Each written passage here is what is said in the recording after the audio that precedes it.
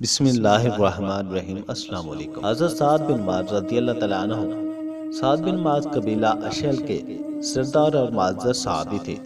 اگرچہ عقبہ اولا میں یثرب میں اسلام آ چکا تھا، لیکن معصب بن عمیر کی وجہ سے بہت لوگ مسلمان ہوئے۔ شروع میں سعد بن معاذ ابھی حالت کفر میں تھے۔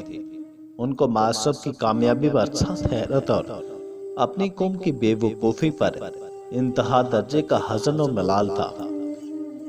سعد بن معاذ زرارہ نے معصب سے کہا تھا کہ سعد بن معاذ مسلمان ہو جائیں گے تو کوئی کافر نہ رہ سکے گا، اس لیے آپ کو ان کے مسلمان کرنے کی فکر کرنی چاہیے۔ سعد بن معاذ معصب کے پاس آئے تو انہوں نے کہا کہ میں ایک بات کہنا چاہتا ہوں، آپ بیٹھ کر سن لیجئے، ماننے نہ ماننے کا آپ کو اختیار ہے۔ سعد نے منظور کیا تو معصب نے اسلام کی حقیقت بیان کی اور قرآن مجید کی چند آیتیں پڑھی، جن کو سن کر سعد بن معاذ کلمہ شہادت پکار اٹھے اور مسلمان ہو گئے۔ قبیلہ عبد الاشہل میں یہ خبر فوراً پھیل گئی۔ سعد نے سب کو کہا، جب تک مسلمان نہ ہوگے میں تم سے بات چیت نہ کروں گا۔ سعد کو اپنی قوم میں جو عزت حاصل تھی اس کا یہ اثر ہوا کہ شام ہونے سے قبل تمام قبیلہ مسلمان ہو گیا۔ مسلمان ہو کر سعد نے معصب کو اسد بن زرارہ کے مکان سے اپنے ہاں منتقل کر لیا۔ غزوہ خندق میں حبان بن عبد مناف نے، جو ارکا کا بیٹا تھا، ہاتھ پر ایک تیر مارا جس سے 7 اندام کٹ گئی۔ زخمی ہونے کے بعد مسجد نبوی کے خیمہ میں رہتے تھے اور حضور صلی اللہ علیہ وسلم روزانہ ان کی عیادت کو تشریف لاتے تھے، چونکہ زندگی سے مایوس ہو چکے تھے۔ خدا سے دعا کی کہ قریش کی لڑائی باقی ہو تو مجھے زندہ رکھ، ان سے مجھے لڑنے کی بڑی تمنا ہے، کیونکہ انہوں نے تیرے رسول کو اذیت دی، تکذیب کی اور مکہ سے نکال دیا، اور اگر لڑائی بند ہونے کا وقت آ گیا ہے تو اس زخم سے مجھے شہادت دے اور بنی قریظہ کے معاملہ میں میری آنکھیں ٹھنڈی کر۔ اس دعا کا دوسرا ٹکڑا مقبول ہوا۔ ان حضرت صلی اللہ علیہ وسلم نے خود زخم کو دغا جس سے خون رک گیا، لیکن اس کے وضاحت بھول گیا۔ ایک دن زخم پھٹا، اس سے وفات ہوئی۔ جنازہ روانہ ہوا تو خود ان حضرت صلی اللہ علیہ وسلم ساتھ ساتھ تھے۔ فرمایا کہ ان کے جنازہ میں 70,000 فرشتے شریک ہیں۔ لاش بالکل ہلکی ہو گئی تھی۔ منافقین نے مذائقہ کیا تو ان حضرت صلی اللہ علیہ وسلم نے فرمایا کہ ان کا جنازہ فرشتے اٹھائے ہوئے ہیں۔ اخلاقی حیثیت سے سعد بڑے درجہ کے انسان تھے۔ عائشہ فرماتی ہیں، رسول اللہ صلی اللہ علیہ وسلم کے بعد سب سے بڑھ کر عبد الاشہل کے 3 آدمی تھے، سعد بن معاذ، اسید بن حضیر اور عبادہ بن بشر۔ وہ خود کہتے ہیں کہ یوں تو میں ایک معمولی آدمی ہوں، لیکن 3 چیزوں میں جس رتبہ تک پہنچنا چاہیے پہنچ چکا ہوں۔ پہلی بات یہ ہے کہ رسول اللہ صلی اللہ علیہ وسلم سے جو حدیث سنتا ہوں اس کے منجانب اللہ کا ہونے کا یقین رکھتا ہوں۔ دوسرے، نماز میں کسی طرف خیال نہیں کرتا۔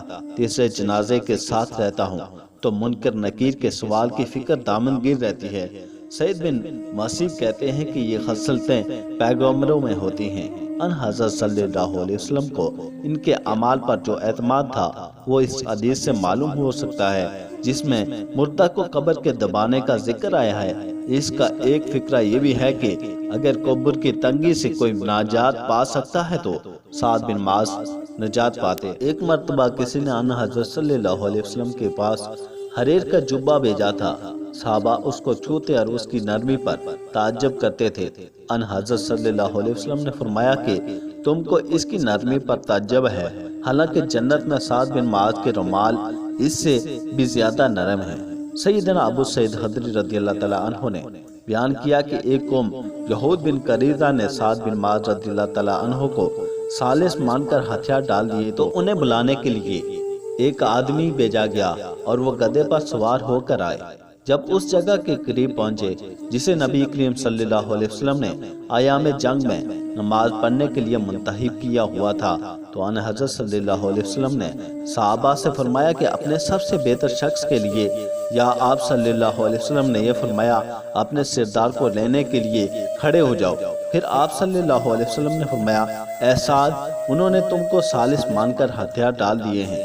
سیدنا سعد رضی اللہ تعالیٰ عنہ نے کہا پھر میرا فیصلہ یہ ہے کہ ان کے جو لوگ جنگ کرنے والے ہیں انہیں قتل کر دیا جائے اور ان کی عورتوں بچوں کو جنگی قیدی بنا لیا جائے۔ ان حضرت صلی اللہ علیہ وسلم نے فرمایا تم نے اللہ کے فیصلے کے مطابق فیصلہ کیا۔ آپ صلی اللہ علیہ وسلم نے یہ فرمایا کہ فرشتے کے حکم کے مطابق فیصلہ کیا ہے۔ جب بنو قریظہ کا کام تمام ہو چکا تو بندہ صالح سیدنا سعد بن معاذ رضی اللہ تعالیٰ عنہ کی اس دعا کی قبولیت کے ظہور کا وقت آ گیا جس کا ذکر غزوہ احزاب کے دوران آ چکا ہے۔ چنانچہ ان کا زخم پھوٹ گیا۔ اس وقت وہ مسجد نبوی میں تھے۔ نبی صلی اللہ علیہ وسلم نے ان کے لیے وہیں خیمہ لگوا دیا تھا تاکہ قریب ہی ان کی عیادت کر لیا کرے۔ سیدہ عائشہ رضی اللہ تعالیٰ عنہا کا بیان ہے کہ ان کے سینے کا زخم پھوٹ کر بہا۔ مسجد میں بنو غفار کے بھی چند خیمے تھے۔ یہ دیکھ کر چونکہ ان کی جانب خون بہہ کر آ رہا تھا انہوں نے کہا خیمہ والو یہ کیا ہے جو تمہاری طرف آ رہا ہے؟ دیکھا تو سیدنا سعد رضی اللہ تعالیٰ عنہ کے زخم سے خون کی داریں روان تھی۔ پھر اسی سے ان کی موت واقع ہو گئی۔ سیدنا جابر رضی اللہ تعالیٰ عنہ نے بیان کیا کہ میں نے رسول اللہ صلی اللہ علیہ وسلم سے سنا، آپ صلی اللہ علیہ وسلم نے فرمایا کہ سعد بن معاذ رضی اللہ تعالیٰ عنہ کی موت پر عرش ہل گیا۔ امام ترمذی رحمۃ اللہ علیہ نے سیدنا انس رضی اللہ تعالیٰ عنہ سے ایک حدیث روایت کی ہے اور اسے صحیح بھی قرار دیا ہے کہ جب سیدنا سعد معاذ رضی اللہ تعالیٰ عنہ کا جنازہ اٹھایا گیا تو منافقین نے کہا ان کا جنازہ کس قدر ہلکا ہے۔ رسول اللہ صلی اللہ علیہ وسلم نے فرمایا اسے فرشتے اٹھائے ہوئے تھے۔ قریظہ کے معاشرے کے دوران صرف ایک ہی مسلمان شہید ہوئے جن کا نام خالد بن سوید رضی اللہ تعالیٰ عنہ تھا۔ یہ وہی صحابی ہیں جن کو بنو قریظہ کی عورت نے چکی کا پاٹ پھینک کر مارا تھا۔ ان کے علاوہ سیدنا عکاشہ رضی اللہ تعالیٰ عنہ کے بھائی ابو سنان بن معاصر نے معاشرے کے دوران وفات پائی۔ جہاں تک سیدنا ابو لبابہ رضی اللہ تعالیٰ عنہ کا معاملہ ہے تو وہ 6 راتیں مسلسل ستون کے ساتھ باندھے رہے۔ ان کی بیوی ہر نماز کے وقت آ کر کھول دیتی تھی اور وہ نماز سے فارغ ہو کر پھر اسی ستون میں بند جاتے تھے۔ اس کے بعد رسول اللہ صلی اللہ علیہ وسلم پر صبح دم ان کی توبہ نازل ہوئی۔ اس وقت آپ سیدنا ام سلمہ رضی اللہ تعالیٰ عنہ کے مکان میں تشریف فرما تھے۔ سیدنا ابو لبابہ رضی اللہ تعالیٰ عنہ کا بیان ہے کہ سیدنا ام سلمہ رضی اللہ تعالیٰ عنہ نے اپنے گھر کے دروازے پر کھڑے ہو کر مجھ سے کہا اے ابو لبابہ رضی اللہ تعالیٰ عنہ خوش ہو جاؤ کہ اللہ نے تمہاری توبہ قبول کر لی ہے۔ یہ سن کر صحابہ انہیں کھولنے کے لیے اچھل پڑے لیکن انہوں نے انکار کر دیا کہ انہیں رسول اللہ صلی اللہ علیہ وسلم کے بجائے کوئی اور نہیں کھولے گا۔ چنانچہ جب نبی کریم صلی اللہ علیہ وسلم نماز فجر کے لیے نکلے اور وہاں سے گزرے تو انہیں کھول دیا۔ یہ غزوہ ذی قعدہ میں پیش آیا۔ 25 روز تک محاصرہ قائم رہا۔